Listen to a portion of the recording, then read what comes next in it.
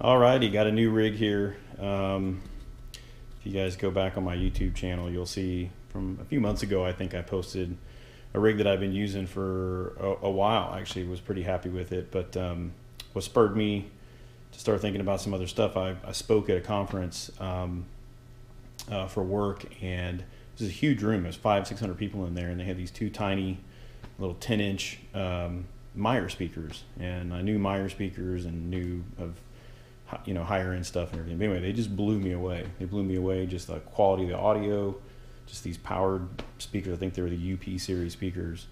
And then they were playing music through them and stuff. I just was completely floored at how amazing those speakers sounded and how much they filled that room up. So I went looking at those, and of course those are like $3,000 a piece or something like that. So that kind of shot that out of the water. But I was thinking, man, there's got to be a reasonable step up. And there was some other things I was thinking about too, in terms of simplifying, not having a console that didn't have to have any outboard gear, and then also the ability to record. So this gives me that, and just a step up too, just in terms of preamps and things like that. A lot of really cool features in this board. I'll talk about that in a second. I bought another rack. This Heath is Q-16 that I moved from Mackie DL1608. I moved to this mixer, and it is, I think it's 12. I think it needs 11 spaces, and you can see that this little SKB rack is pretty tight. And I preemptively bought a new rack, but I love this thing. It's so small. I bought some little tiny caster wheels I'm going to screw into the bottom off of Amazon, and I can manage this. I can pick it up, I can move it around. This other SKB rack was great. It had wheels and everything on it, but it's a little deeper. It's maybe about this much deeper, and obviously about the same width, and it's taller. It's just a little bit more heft to get in and out. Now I did have to do some surgery with the Sawzall back here. You can see some places that I cut in. There was a spot that goes across because this Q-16 is pretty deep in the back. And a lot of mixers are, but this one in particular is a little bit more of an interesting shape. And so I could have made this fit. You can see where I had to cut right over here and right over here. There was a piece that went across. I could have made it fit down in here, but this is the vent holes for the Q-16, and you always can't have those covered up. So I end up just kind of pulling everything out, and I'm going to tighten this up a little bit, get some washers, maybe some better screws for that to keep this a little tight. And then I use this little HOSA panel back here, because I use a drive rack. So everything coming out of the Q goes into the drive rack, and the drive rack's kind of way back in there. So when you're live and you're setting up, you want to plug speakers and stuff in, setting up and breaking down, it's a real pain. Can get a flashlight out and go digging around in there. So I just put this little panel there and wired it over. And so now if I bring my subs out, or just use a gig where I'm just using the mains, I can just plug everything in. It just makes it very, very plug and play. So I'm going to stick with this little SKB rack because it's just super killer on the front. Not a whole lot's changed. When I bought my speakers, I got this little bundle full of stuff, and it came with this Audio-Technica wireless. So I figured I would just keep this in here. I've got a wireless mic. It'd be great for some gigs where people want to talk. You don't want them to use the performers' microphones, but you just want to hand them this wireless microphone that you can control there. Just a Furman power conditioner, and then I think this is more of a supply than really a conditioner, and then of course the drive rack. And then I've got this drawer here, this nave point drawer. I bought it off of Amazon that I love. It's a little heavy. I wanted the SKB drawer, but theirs doesn't have a lock on it. And so this is nice because I can keep, I've got, there's a little hole in the back of it, so I've got it wired up so I can keep my iPad charged up. I've got this running into channel 16, so I can plug in an iPad, keep it charged up, run some Spotify music on it. I've got a phone charger in here. If I set up at a gig and I just want to take the microphones down so people don't walk off with them, I can put the microphones in here, have music playing, close all this up, lock it, and take the key with me, and nobody can get into it. Put the cover back up on top of the mixer, and away I go. So I just love this little SKB rack, and it actually does, if you want to do some surgery on it, it does actually fit. We'll come back to this in a second. I'll walk you through the Q-16. I didn't see a lot of user videos on the Q-16, And I definitely didn't see very many user videos on the EAWs, the RL series stuff. These are the 12s, and I came from the JBL PRX 712s, which are great speakers, 1500 watts, two ways. I'm pretty sure it's maybe a 3-inch horn driver, 12-inch speakers, of course. They sound great. These speakers sound way better, and I don't even really know how to put that into words. But everybody that's heard my old rig, we played a couple gigs now on this rig. Everybody has commented about the sound, how much better it sounds, how clear the vocals are. And so in a combination of that, so we use the Neumann KMS 105 microphones with the killer preamps and the Allen and Heath, and then of course with these EAW speakers, that's pretty insane. It sounds amazing. These things are really cool. They do have kind of a weird shape to them, but that's so that you can turn them around. So you can see this panel here. You can actually take all this stuff out, put it over here. You can change how the monitor sits so that you don't have, you can basically just change the monitor angle, however you want that to sit. I haven't even tried to take all that stuff apart. And the back of it there's not much to it. They use the PowerCon connectors. These speakers do pop when I turn them on. Both of them do. A little bit different sounds, but they both pop, which is a little kind of annoying and worrisome. And then when they shipped me these cables, they shipped to obviously a cable with each speaker. One of them was wired wrong. So when I plugged the speaker in, it tripped the fuse, tripped the breaker here in my house. And I tried it again at a different one, tripped it again, took the cable apart, and they had reversed the white and the green wire. There's 3 wires in here, and they reversed 2 of them, and so that was the problem. So heads up if you run into that particular. I think that's kind of a strange problem. Wouldn't anticipate very many folks have those. So you can, not much here. You can press and hold this. It lowers the intensity of the light. You have the gain control here. In my other speakers, you can kind of feel this. So if you're on the other side of the speaker and you're just trying to rotate this, there's a little detent right here, and so you can kind of roll it and say, okay, well that's 0, and then I want to roll it however much this way. I played a pretty medium-ish size room and left it there and had plenty of headroom. I don't even I haven't even tried to even get these things up. You can see all the way up. There is a little bit of noise there, but I do have a microphone live right here too. So there's a live microphone with the gain turned almost all the way down. So as we turn that up, you can see it starts to get very, very loud. But if I mute everything, you can see all the way up. Plugged into the mixer, there is a little bit of hiss on the speakers, but that's super, super cranked.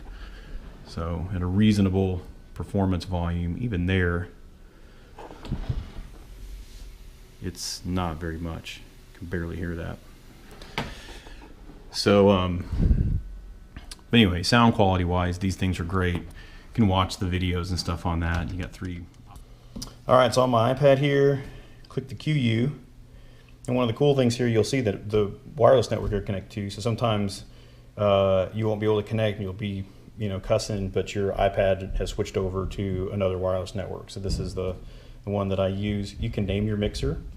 So you'll see that here, and then you can click the connect, and then of course you have different users that you can connect that have different rights in the console. So I'll pick the admin. And there's a couple good videos on YouTube if you just search for Allen and Heath or search for Qu-16. They'll show you some stuff, but this is how it looks with the latest version, with the latest firmware. I used the Mackie Master Fader for a long time and was pretty happy with it.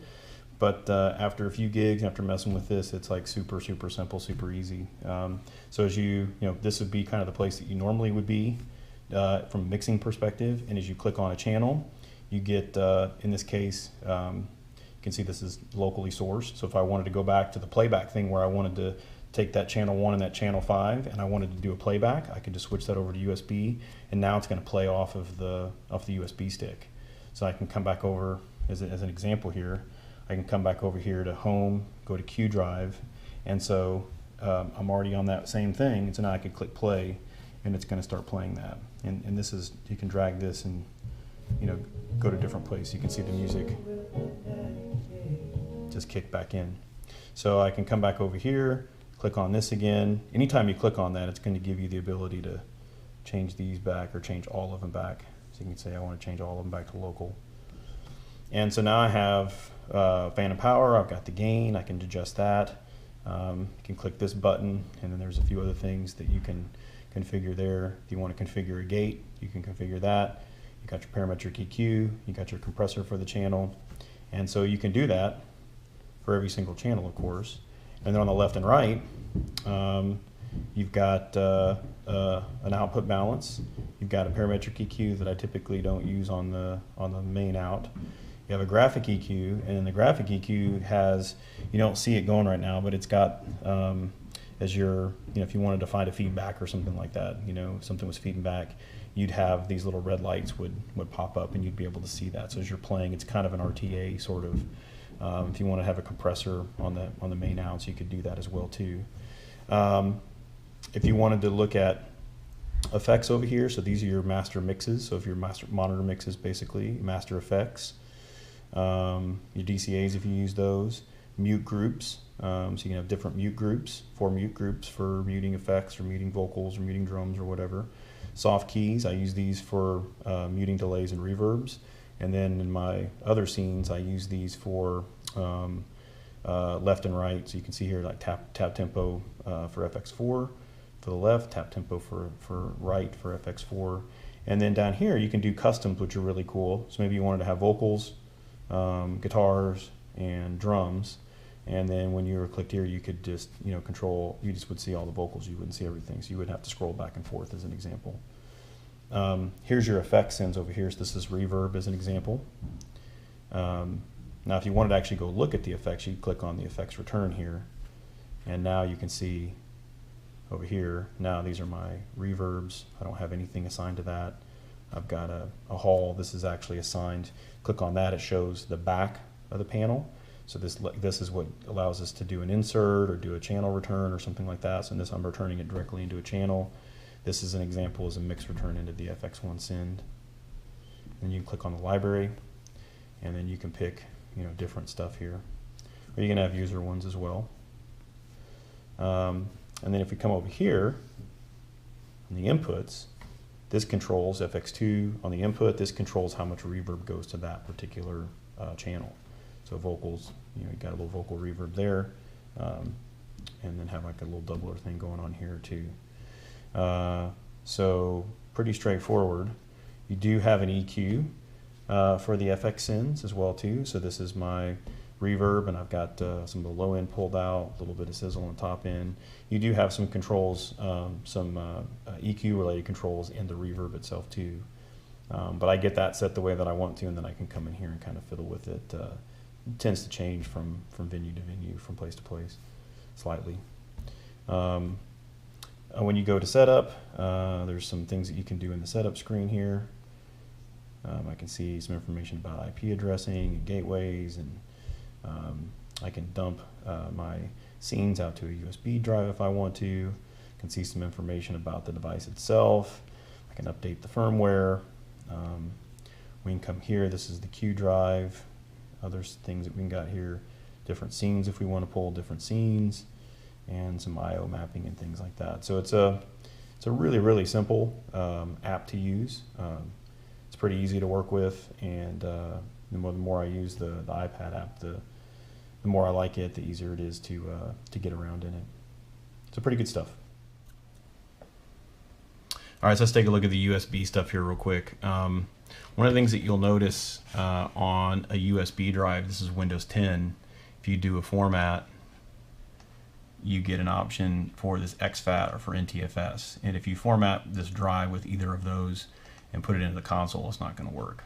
So what you have to do is use a command line in Windows 8 or Windows 10, maybe even Windows 7, Or what I do is download this from Verbatim, called Smart Disk FAT32 Format Utility, and you pick your drive and you can name the volume label if you want, and you say format drive.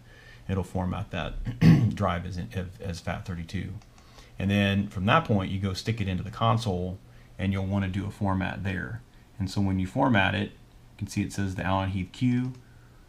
This is the folder structure that it automatically builds out onto the disk. And so when you're doing a record, this is a stereo record. When you're doing a multi-track record, these are the three different multi-tracks. So this was one that I was just playing a few minutes ago. And so you can select the channels. When you want to play these back, it expects all 16 channels to show up. I'm not sure why it actually shows 18 here. It's a good question. But I didn't change anything when I did it on the console. I just clicked play, or click record, and that's what it put in there. So what you'd want to do if you wanted to play these back to get these to show up on the console, you would just do like a copy, and then when you go back and look at the drive contents, when you go to USB play, you would paste that over here with all the channels in here. And so now when you bring that up over on the QU, or on the Q on the console, then you'll see all these different ones in there. And of course you can play those back. Now if I just went and played track 5 as an example, you can see it's just the guitar. Now I've got pedals and stuff playing effects. If I hit channel 1, you can hear that's just a dry vocal with no EQ or anything like that. So if you wanted to, you could pull all these tracks right into a DAW and mix it down. Anyway, that's a little bit about the Q drive stuff. Well, that's it, folks. Hope you guys enjoyed the video. If you have any questions or anything, let me know. Happy to answer those. I'm going to try to mix something down from one of the shows that we do up in the future, and I'll put it up on YouTube to give you an idea of just some of the sound quality. Maybe just do a stereo out, and maybe just do a multi-track thing out. Bring it into a DAW, mix it down a little bit, and just kind of give you an idea of what that sounds like. But anyway, looking forward to using that, and appreciate you guys watching. Take care.